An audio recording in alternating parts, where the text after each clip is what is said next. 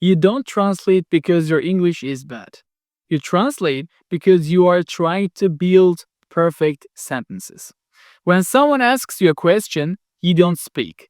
You start constructing, you check the grammar, you rearrange the words, you edit the sentence. Native speakers don't build sentences, they select patterns. If you still translate in your head, the problem isn't vocabulary, it's how you are trying to produce English. Let me show you what to do instead. Number one, the real problem: sentence construction addiction.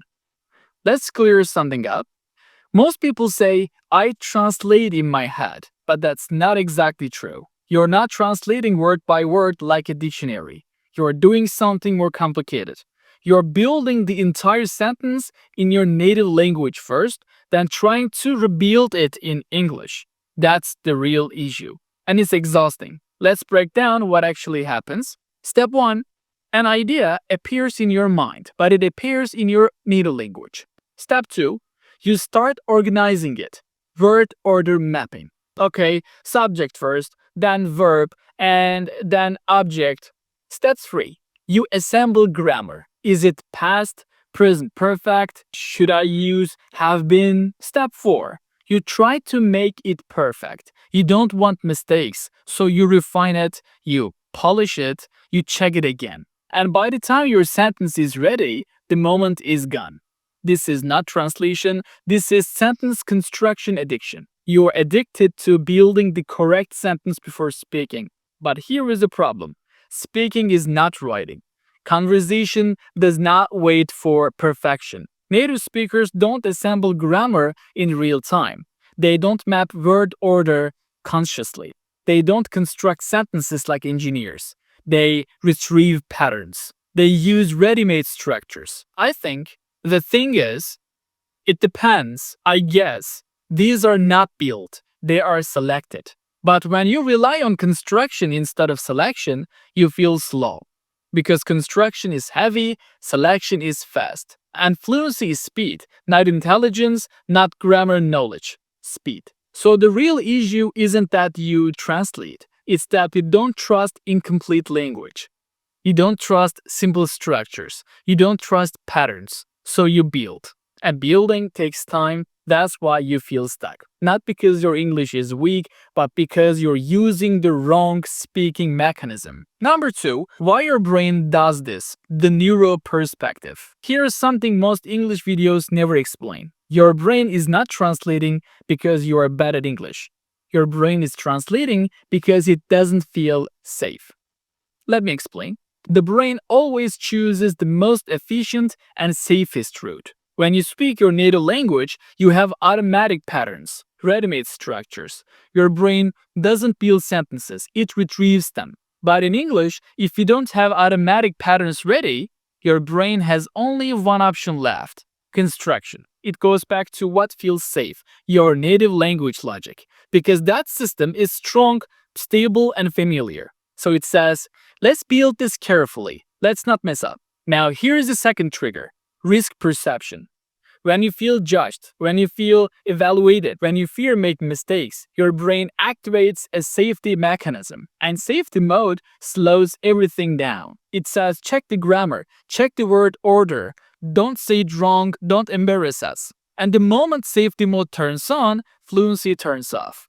Because fluency requires speed and safety requires control. So this is not a fluency problem, it's a protection mechanism. If you don't have automatic patterns and you feel risk, your brain chooses translation like construction. Not because it's stupid, but because it's protecting you.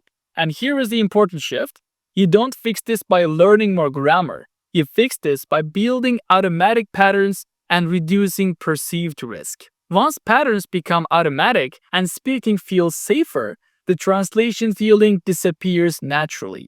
You don't stop translating, your brain simply stops needing it. And that's a completely different way to look at the problem. Number 3, what those who translate generally do. Let me tell you something interesting. The people who translate in their head are usually not weak students. They are usually the opposite. They've studied grammar deeply, they've done hundreds of exercises, they've read articles, watched videos, memorized vocabulary lists.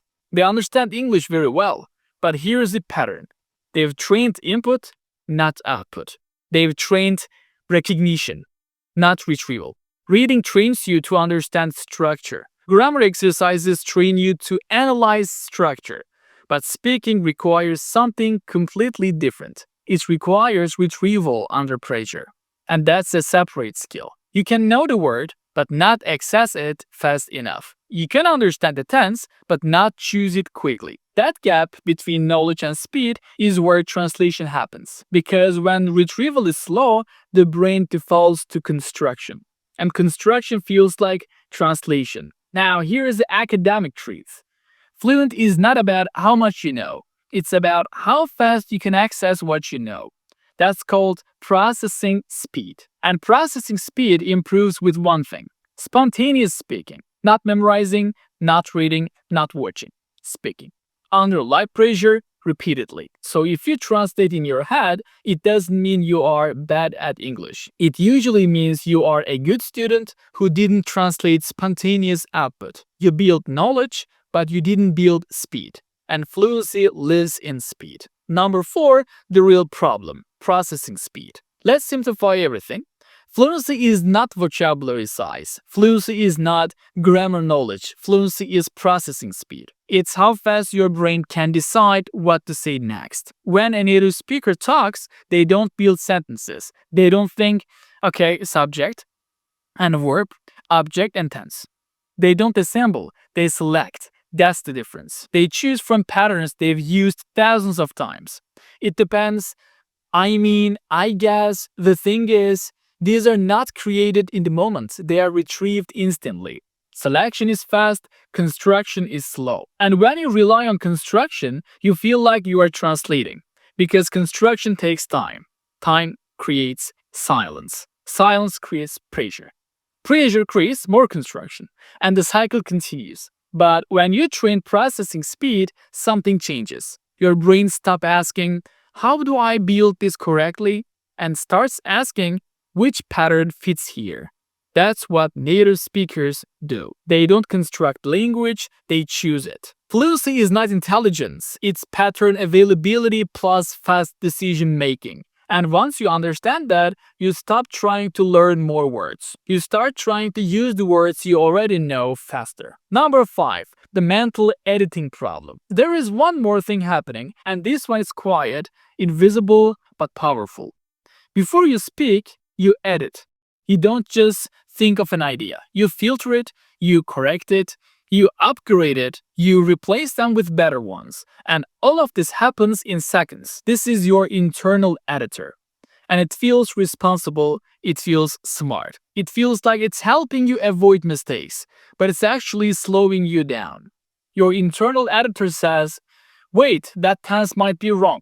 That word sounds too simple. That sentence is not perfect. Let's fix it before we say it. And while you're editing, the conversation moves on. Native speakers don't silence their editor completely, but they don't let it control the first draft. They speak first, then adjust if necessary. You do the opposite. You perfect the sentence in your head, and by the time it's ready, the moment is gone. This is why you feel like you're translating, because editing requires construction, and construction requires time.